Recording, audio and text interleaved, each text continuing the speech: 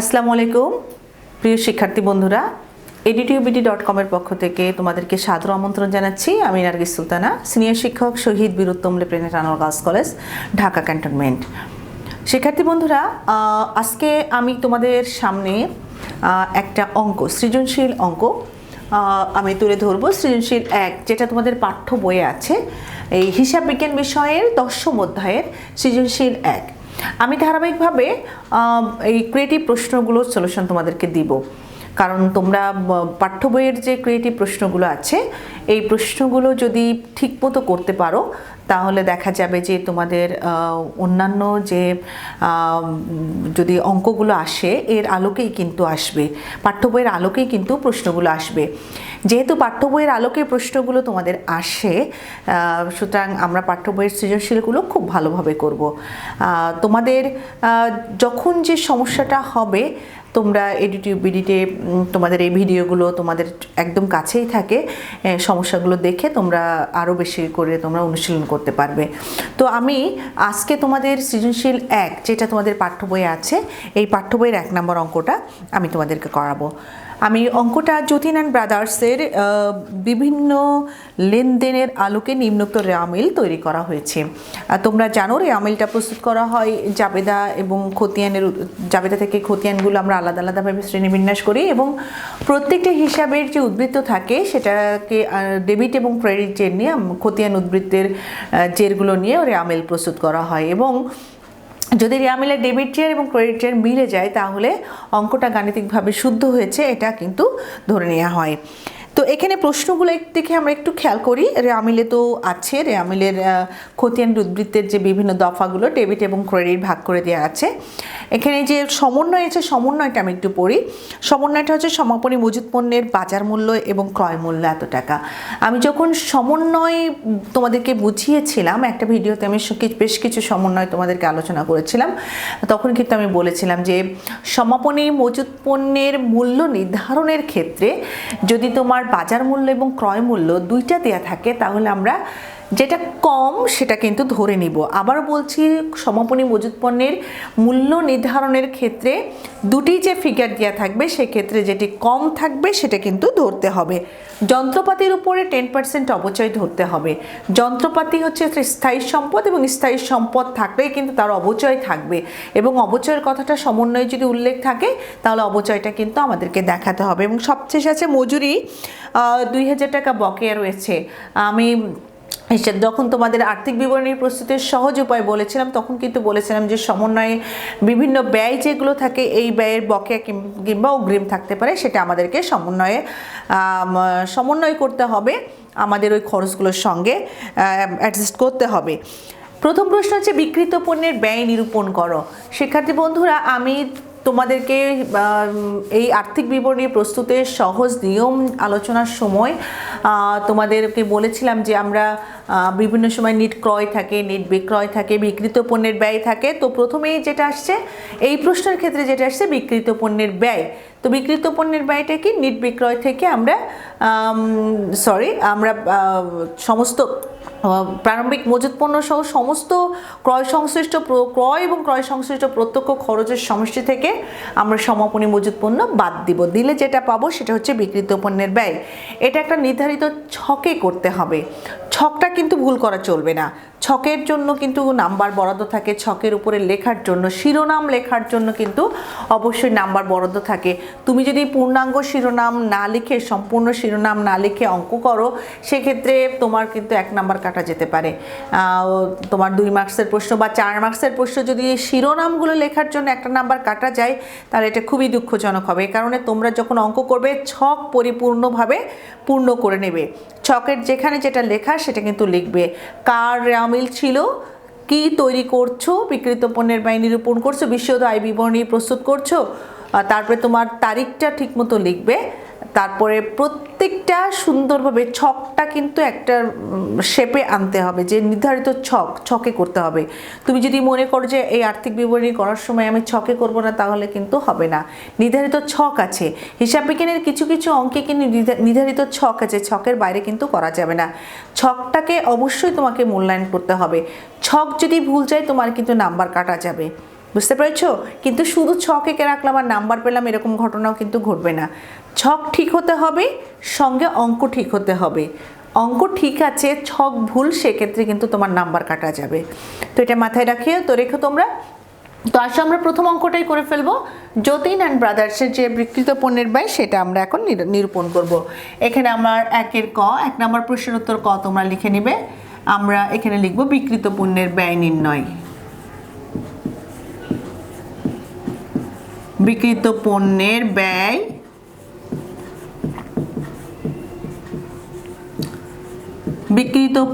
ব্যয় নির্ণয়। তো চলে আসি আমরা এখানে প্রথমে কি আছে আমরা একটু দেখি, আমরা ছক করে ফেলি।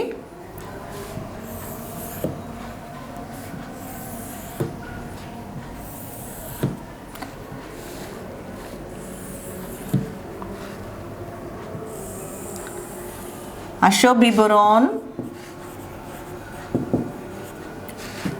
টাকা এবং টাকা। অনেকে কিনে বিস্তারিত টাকা লিখে, কোনো কিছুই লেখা লাগবে না, টাকা লিখলেই এটা হয়ে যাবে। এখানে তোমার বিস্তারিত টাকা এত কিছু লেখার দরকার নেই। তো সর্বপ্রথমে যেটা আসবে আমার বিকৃত পণ্যের ব্যয় নিরূপণ করার জন্য প্রারম্ভিক মজুত পণ্য। তো আমরা লিখব প্রারম্ভিক মজুত পণ্য। সবাই খেয়াল করো, প্রারম্ভিক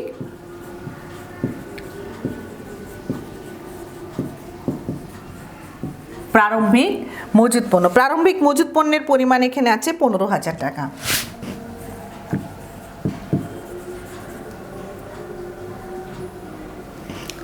প্রারম্ভিক মজুত পণ্য 15,000 টাকা। পণ্য ক্রয়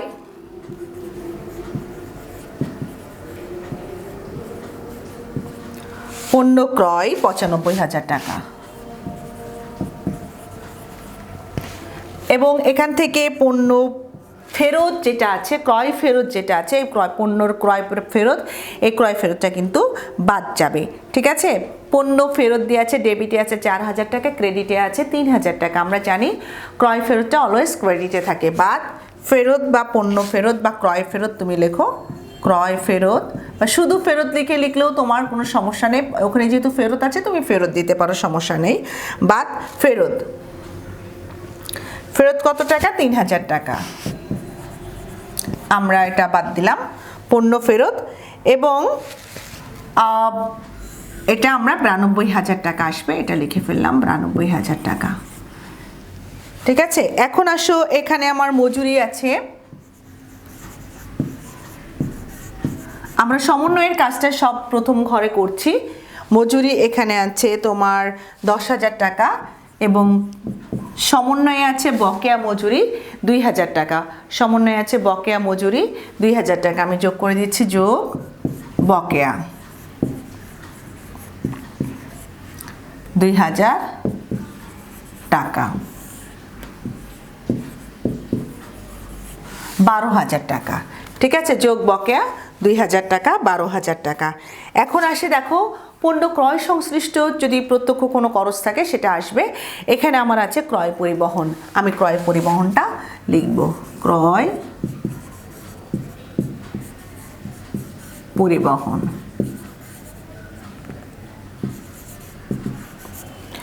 ক্রয় পরিবহন আছে 2,000 টাকা। আমি সবগুলো যোগ করব। সবগুলো যোগ করার পর আমি এখান থেকে বাদ দিব সমাপনী মজুত পণ্য। আমি যোগ করতেছি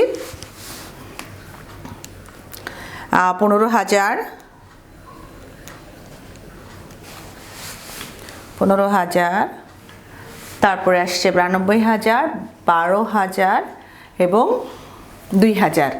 তো আমি যোগ করলাম, এখানে যোগফলটা আমার আসলো 1,21,000। এই 1,21,000 থেকে আমি সমাপনী মজুত পণ্য যেটা আছে, এখানে দেখো দুইটা টাকার ফিগার দিয়ে আছে সমাপনী মজুত পণ্য। একটা হচ্ছে সমাপনী মজুত পণ্যের বাজার মূল্য 17,500 এবং ক্রয় মূল্য 25,000 টাকা।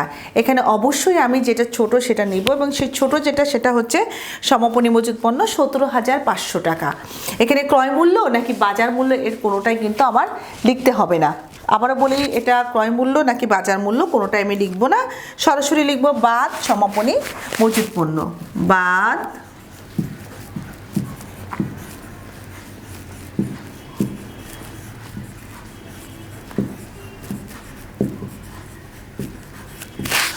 বাদ সমাপনী মজুদ পণ্য 17,500 টাকা।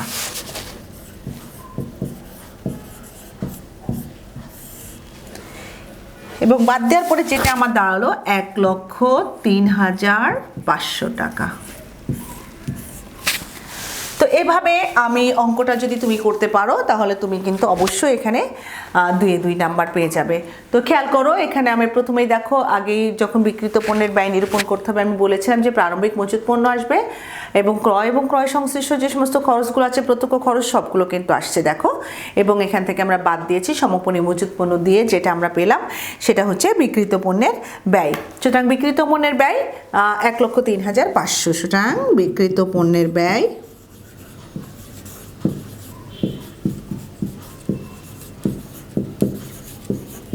1,03,500। এখন আসো আমার খ নাম্বার প্রশ্নে কি বলেছে আমি একটু দেখি। খ নাম্বার প্রশ্নে বলেছে মোট মুনাফা 31,500 হলে নিট মুনাফার পরিমাণ কত। এখানে আমার বিশদ আয় বিবরণী এখানে মোট মুনাফার পরিমাণটা দেয়া আছে। একটা অংশ আগেই বলেছি যে পুরোপুরি অঙ্ক কিন্তু তোমাদের আসে না, খণ্ড খণ্ড অংশ আসে। খণ্ড খণ্ড যে পার্টটা উল্লেখ থাকে সেই পার্টের কাজটুকুই আমাদেরকে করতে হয়। তো এখানে আমার মোট মুনাফার পরিমাণ দিয়ে দিয়েছে, মোট মুনাফা এখানে দিয়ে দিয়েছে 31,500 টাকায়। আবার আমি ছক করব এবং ছকের মাধ্যমে অঙ্কটা আমি শেষ করব।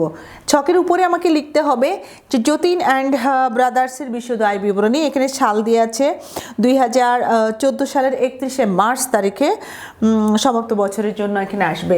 আমি খ নম্বর অঙ্কটা এখন শুরু করছি, খেয়াল করো সবাই। আমি পুরাটা নাম হচ্ছে একটু করে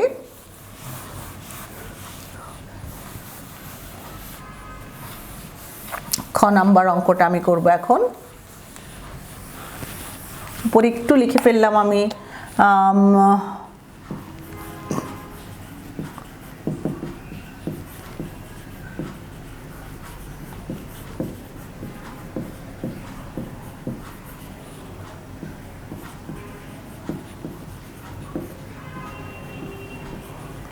যতীন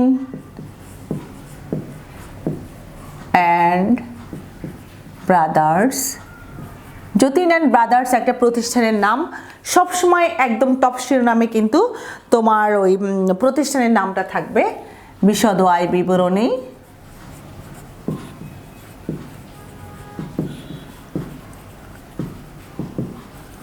বিশদ আয় বিবরণী 2014 সালের 31 মার্চ তারিখে সমাপ্ত বছরের জন্য।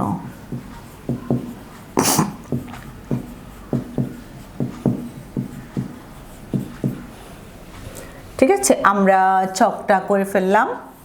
যে ছকটা ছিল ওই ছকটা একটু বড় করে নিই ছকটা, তাহলে আমার অঙ্কটা কমপ্লিট করতে সুবিধা হবে। এবং এক্ষেত্রে আমি টাকার ঘর অবশ্যই 3টা করব। যদি আমার সমন্বয়ের কাজগুলো থাকবে, সমন্বয়ের কাজগুলো করতে হবে।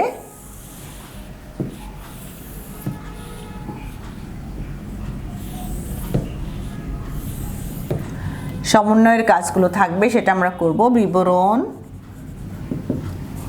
টাকা, টাকা এবং টাকা।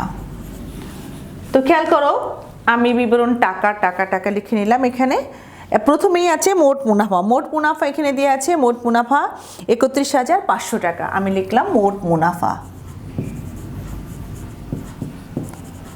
মোট মুনাফাটা কোথায় দেওয়া আছে? আমার প্রশ্নপত্রে কিন্তু দেওয়া আছে, আমার অঙ্কের মধ্যে, আমার প্রশ্নের মধ্যেই আছে যে মোট মুনাফা 31,500 টাকা। আসো 31,500 টাকা। এর সঙ্গে আমরা এখানে যদি পরোক্ষ কোনো পরিচালন আয় থাকে সেটা যোগ করব। পরোক্ষ পরিচালন আয় কিন্তু দুইটা, একটা ছিল কমিশন প্রাপ্তি আর একটা ছিল বাট্টা প্রাপ্তি। তো আমরা এই রেওয়ামিল খুঁজে দেখলাম যে এখানে কমিশন প্রাপ্তি আছে। কমিশন প্রাপ্তি 2,600 টাকা। আমরা এখানে যোগ করব, যোগ পরোক্ষ পরিচালন আয়। কেউ যদি পরিচালন আয় কথাটাও শুধু লিখো তবু সেক্ষেত্রেও কিন্তু সেটা ভুল হবে না। যোগ পরোক্ষ পরিচালন আয়। কি আছে এখানে? কমিশন প্রাপ্তি। কমিশন প্রাপ্তি সরাসরি আমরা কার সাথে যোগ করব? মোট মুনাফার সাথে যোগ করে দেব। এখানে 2600 টাকা আছে এবং এই 2600 টাকা কিন্তু দেখো আমি যোগ করে দিচ্ছি 34,100 টাকা। এরপরে আমরা বাদ দেব পরোক্ষ পরিচালন ব্যয়গুলো। এখন পরোক্ষ পরিচালন ব্যয় এখানে কি কি আছে সেটা আমরা পরপর দেখে যাব এবং রামিলের শুরু থেকে পরপর দেখতে দেখতে যাব এবং যেটা যেটা আসবে সেটা আমরা লিখতে থাকব। প্রথমে এখানে আমি দেখতে পাচ্ছি যে বিক্রয় পরিবহন আছে 800 টাকা। তো আমি বিক্রয় পরিবহন লিখব। এখানে আমরা বাদ দিব পরোক্ষ পরিচালন ব্যয়। পরোক্ষ পরিচালন ব্যয় প্রথমেই আছে বিক্রয় পরিবহন। বিক্রয় পরিবহন এখানে আছে তোমার 900 টাকা। তো বিক্রয় পরিবহনটা আমরা লিখে ফেলি 900 টাকা। আমরা 2 নাম্বার কলামে লিখলাম 900 টাকা। সমস্ত খরচ যেগুলো আছে আমরা 2 নাম্বার কলামে লিখবো এবং কোনোটার সঙ্গে যদি সমন্বয় থাকে সেই সমন্বয়ের কাজটা আমরা প্রথম কলামে করে আসব। যদি না থাকে আমরা প্রথম কলাম খালি থাকবে, কোনো সমস্যা নাই। এরপরে আসছে তোমার বিমা প্রিমিয়াম হচ্ছে 5000 টাকা এবং বিজ্ঞাপন খরচ 2500 টাকা। বিমা প্রিমিয়াম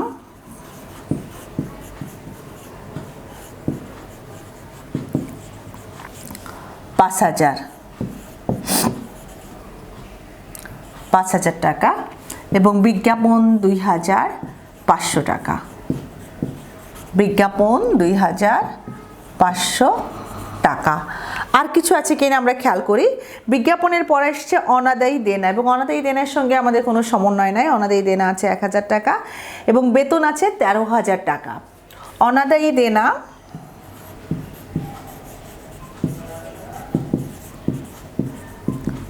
অনাদায়ী দেনা 1000 টাকা এবং বেতন 13000 টাকা। রামিলের সমস্ত কাজগুলো শেষ হয়ে গেল। আমরা এখন সমন্বয়ের দিকে খেয়াল করি। সমন্বয়ে আছে যে এখানে তোমার অবচয় দিয়েছে যে এখানে আসবাবপত্রের উপরে যন্ত্রপাতির উপর 10% অবচয় ধরতে হবে। মজুরিটা কিন্তু আমার বিক্রিত পণ্যের ব্যয়ে চলে গেছে, এখন শুধু আছে যন্ত্রপাতির উপর 10% অবচয় ধরতে হবে। তো টোটাল যে যন্ত্রপাতি আছে যন্ত্রপাতির উপরে আমার 10% অবচয় আসবে। তা আমরা লিখবো অবচয় যন্ত্রপাতি 10%, এটা 40,000-এর 10% 4000 টাকা। অবচয় যন্ত্রপাতি তুমি এখানে পার্সেন্টেজটা দিয়ে দিতে পারো 10%। যদি তুমি না দাও সেক্ষেত্রেও কোনো সমস্যা হবে না। আমি এখানে অবচয় যন্ত্রপাতি লিখেছি। এখানে যদি আরও কয়েকটা অবচয় থাকে তাহলে আমরা পরপর এখানে লিখে যোগ করে এখানে যোগফলটা দিতে পারবো। যদি একটাই থাকে তুমি যদি লেখো যন্ত্রপাতির অবচয় সরাসরি এখানে দাও সেক্ষেত্রেও তোমার কোনো সমস্যা নেই। আবার অবচয় লিখে যন্ত্রপাতি 10% এটা লিখলেও কোনো সমস্যা নাই, ঠিক আছে। আর 10% যদি উল্লেখ না করো সেক্ষেত্রে তোমার কোনো সমস্যা হবে না। 4000 টাকা। তো আমরা এগুলো সব কি পেলাম? এগুলো ছিলাম পরোক্ষ পরিচালন ব্যয়। এখন পরোক্ষ পরিচালন যে ব্যয়গুলো এর যোগফলটা আমরা করে ফেলি, কত টাকা আসে দেখি। ক্যালকুলেটর ধরে আমি করে ফেলছি।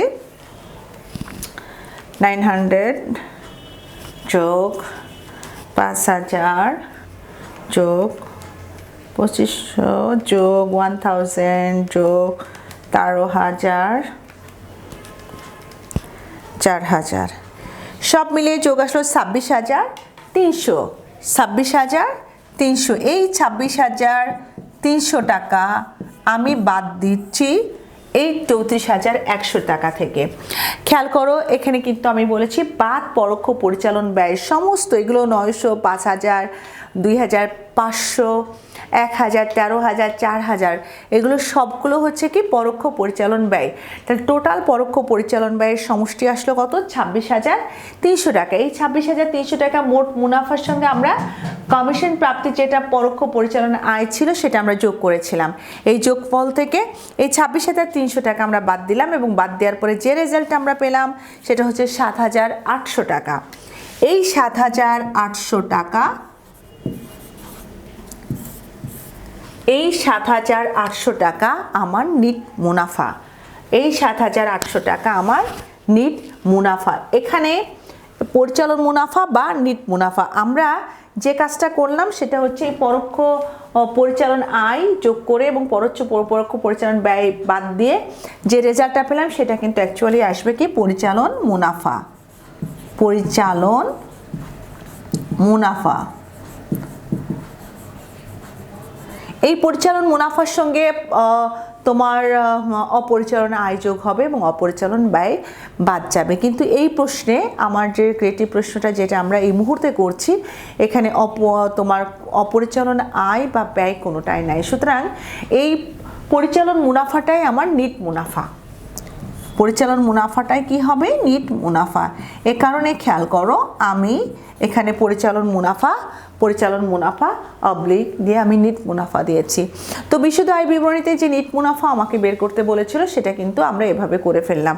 শিক্ষার্থী বন্ধুরা তোমরা এটা দেখো, একবার দেখে দেখে করো, পরে আবার নিজে করার চেষ্টা করো, তাহলে কিন্তু খ নাম্বার প্রশ্নটা তোমরা ইজিলি পারবে।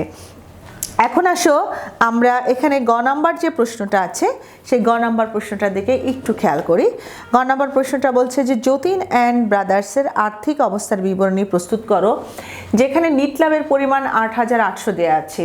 তোমাদের কাছে প্রশ্ন আসতেই পারে যে আমি অঙ্ক করে নিট মুনাফা 7,800 পেলাম, তাহলে ওখানে 8,800 দেওয়া আছে কেন? আমরা যদি এখানে কিন্তু তোমার মোট মুনাফার পরিমাণও দেওয়া আছে, আবারও বলি এখানে মোট মুনাফার পরিমাণ দেওয়া আছে 31,500। মোট মুনাফাটা কিন্তু আমরা ক নাম্বার প্রশ্নে বের করিনি। ক নাম্বারের প্রশ্নে আমরা বিক্রিত পণ্যের ব্যয় করেছি। নিট বিক্রয় থেকে যদি বিক্রিত পণ্যের ব্যয় বাদ দিতাম ক নাম্বার প্রশ্নে, তখন দেখলাম আমার মোট মুনাফার পরিমাণ আসতো 32,500। কিন্তু যেহেতু আমার বইয়ে উল্লেখ করে দেওয়া আছে 31,500, অ্যাকচুয়াল রেজাল্টে আসার কথা ছিল 32,500, ওখানে যেহেতু 31,500 সুতরাং এখানে কিন্তু 1,000 টাকা কম আছে। তো আমরা যদি পুরো অঙ্কটা তোমরা যদি কেউ করো যে নিট বিক্রয় বের করে বিক্রিত পণ্যের ব্যয় বাদ দাও এবং ব্যয় বাদ দিয়ে যদি তোমরা মোট মুনাফার পরিমাণ করো তখন কিন্তু 32,500 আসবে। এই কারণে আর্থিক অবস্থার বিবরণী প্রস্তুত করতে গেলে যদি আমি 31,500 এই 7,800 দিয়ে করি সেক্ষেত্রে কিন্তু আমার আসবে তোমার একটা ভুল হয়ে যাবে, ঠিক আছে? 31,500 দিয়ে যদি করি তাহলে আমার কিন্তু এটা ঠিকমতো হবে না, এখানে আমার রেজাল্টটা ঠিকমতো আসবে না। আর্থিক অবস্থার বিবরণী প্রস্তুত করলে এখানে আমার রেজাল্টটা ঠিকমতো আসবে না। যেহেতু আসবে না সেক্ষেত্রে আমাকে কিন্তু অবশ্যই 1,000 টাকা অনিশ্চিত হিসাবে চলে আসবে এবং অনিশ্চিত হিসাবে চলে আসবে, এ কারণে আমাদের কিন্তু রেজাল্টটা এখানে দিয়ে দিয়েছে। তো শিক্ষার্থী বন্ধুরা আমরা এখন অবশ্যই আর্থিক অবস্থার বিবরণীটা প্রস্তুত করব। খেয়াল করো তোমরা, আর্থিক অবস্থার বিবরণীটা আমি এখন প্রস্তুত করব তোমাদের জন্য। এটা মুছে ফেললাম, আবার আমরা ছকে চলে যাই। এটা উপরের অংশটা কিন্তু আমি মুছিনি, আমি এই জায়গাটা মুছবো।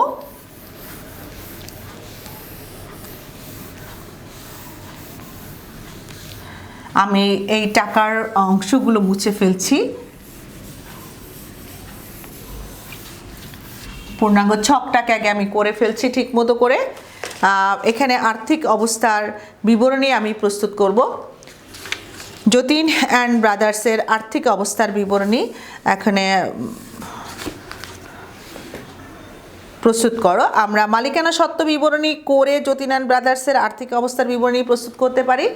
আবার আমরা যতীন অ্যান্ড ব্রাদার্সের আর্থিক অবস্থার বিবরণী যখন করব দায় এবং মালিকানা সত্ত্ব ওই ছকের মধ্যেও করতে পারি। ইচ্ছা তোমাদের যে মালিকানা সত্ত্ব বিবরণীটা তোমরা আলাদাভাবে করে তারপরে এটা করতে পারো, অসুবিধা নেই।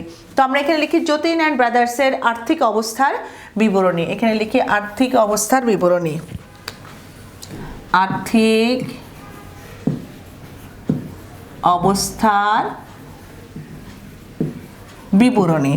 আর্থিক অবস্থার বিবরণী কিন্তু আমরা একদম বছরের শেষ দিনে নির্দিষ্ট তারিখে করে থাকি, এই জন্য আমরা এই অংশটুকু মুছে দিলাম। এটা মাঝামাঝি 2014 সালের 31শে মার্চ তারিখে মাঝামাঝি জায়গায় তোমরা লিখে নেবে 2014 সালের 31 মার্চ তারিখে। আমি মুছে আবার সুন্দর করে লিখে দিলাম, বা 31শে মার্চ 2014 যে কোনো একটা লিখতে পারো তোমরা, ঠিক আছে? 2014 সালের 31শে মার্চ তারিখে, সালের 31 মার্চ তারিখে, এটা লিখতে পারো, কিংবা 31শে মার্চ 2014, এভাবেও কিন্তু তোমরা করতে পারো। এখন খেয়াল করো, আমাদের প্রথমেই আসবে চলতি সম্পদ।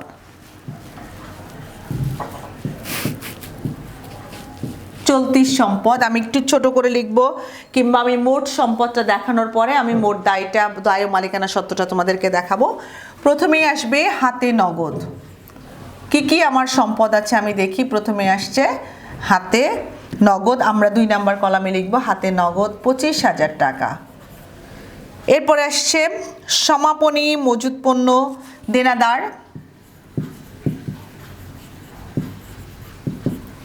এখানে দেনাদার আসছে তোমার দেনাদার আসছে 35,000 টাকা, দেনাদার 35,000 টাকা। এবং সবশেষে আসছে সমাপনী মজুত পণ্য,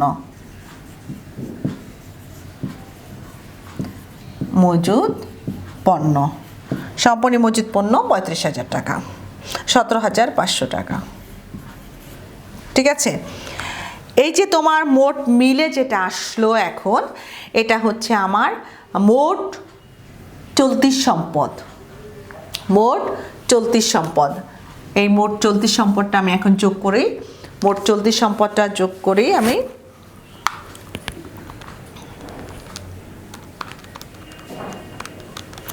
$77,500 মোট চলতি সম্পদ আসলো, 77,500। খেয়াল করো, এখানে আমার 3টা চলতি সম্পদ ছিল, হাতে নগদ, দেনাদার এবং সমাপনী মজুত পণ্য, যেটা আসলো মোট চলতি সম্পদ।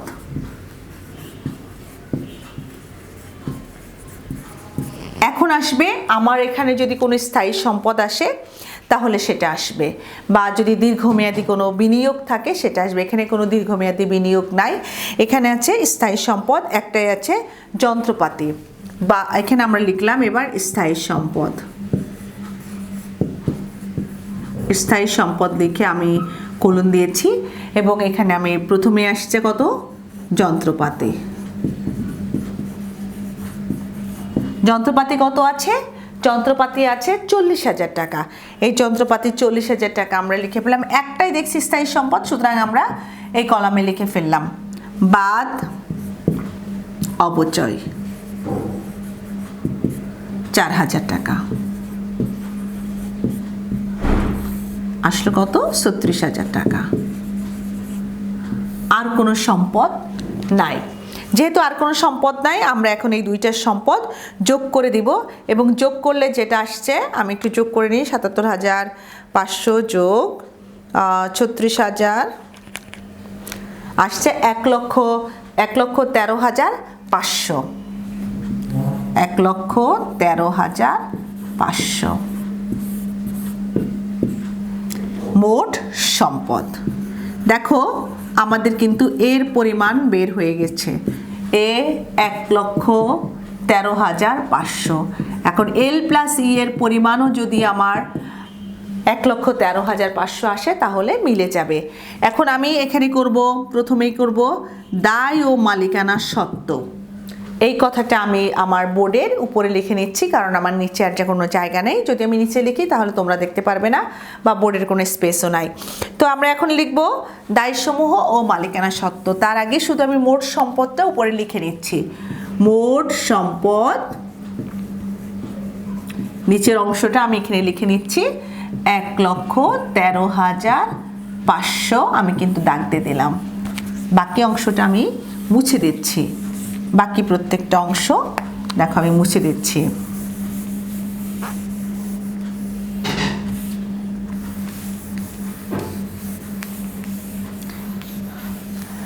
মোট সম্পদ 1,13,500।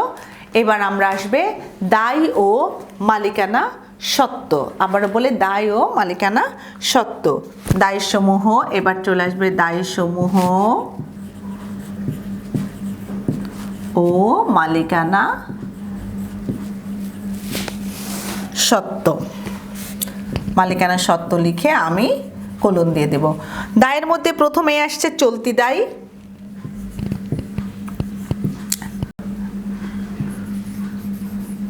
চলতি দায় পাওনাদার, এখানে পাওনাদার আছে 19,700 এবং বকেয়া মজুরি আছে 2,000।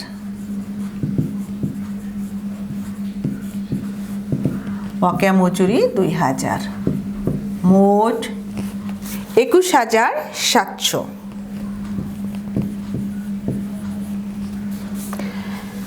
এখন সমাপনী মালিকানা সত্ত্ব যেটা আছে সেটা কিন্তু আমাকে বের করতে হবে। মালিকানা সত্ত্ব, মালিকানা সত্ত্ব অনেকে এই ছকটা করার আগে করে ফেলে মালিকানা সত্ত্ব আলাদাভাবে। তো এখানে ছোট একটা অঙ্ক আমরা এখানেও করতে পারি মালিকানা সত্ত্ব। এবার আসো মালিকানা সত্ত্ব।